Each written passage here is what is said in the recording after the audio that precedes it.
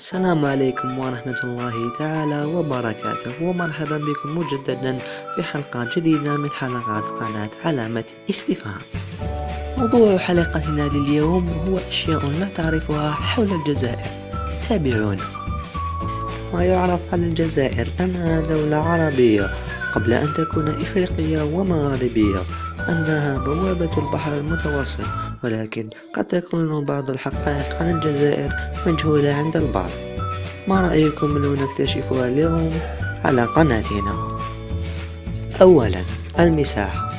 80% من مساحة الجزائر عبارة عن صحراء كثيفة الرمال، وإذا صادف وذهبت في رحلة هناك يجب أن تحسب لها ألف حساب، ولا يمكنك أن تموت وأنت تحاول أن تعثر على طريق العودة بين درجة حرارة عالية وقلة المياه.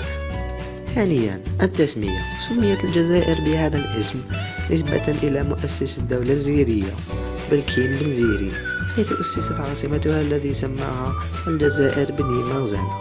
وهذه المعلومة أكدها الكثير من العلماء أمثال الإدريسي وياقوت الحمودي.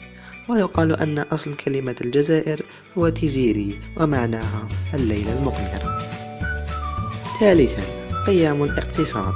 يقوم الاقتصاد الجزائري على البترول أو النفط، وهو يستحوذ على نسبة 98% من صادراتها، وبهذا تكون دولة نفطية 100%. رابعا، الجزائر هي الدولة الوحيدة التي توفر السكن لمواطنيها دون مقابل. لم يسبق لدولة في العالم أن قدمت لمواطنيها سكنا يقطنون به دون مقابل، وهو ما توفر الجزائر لمواطنيها لغاية يومنا هذا. بالرغم من ذلك الكثير منهم لا يزال يشتكي من معاناة السكن. خامسا، نصف الشعب الجزائري يتقن اللغة الفرنسية.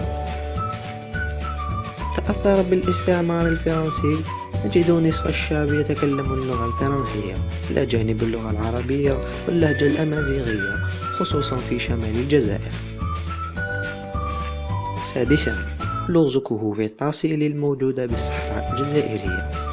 تعتبر الرسومات الموجودة في كهوف منطقة التاصيل في صحراء الجزائر لغزا ما زال يحير العلماء، تقول الأسطورة أن مخلوقات فضائية نزلت إلى تلك المنطقة قديما ورسمت تلك الرسومات، وهو ما لا يستوعبه العقل. سابعا، الفترة ما بين 1990 و 2000 هي ماضي أسود بالنسبة للجزائريين. عاش الجزائريون فترة رعب وتقتيل إرهابي كبير خلال الفترة المذكورة، ولذلك تعتبر هاجس يراود كل جزائري إلى يومنا هذا. انتهينا من حلقتنا لهذا اليوم.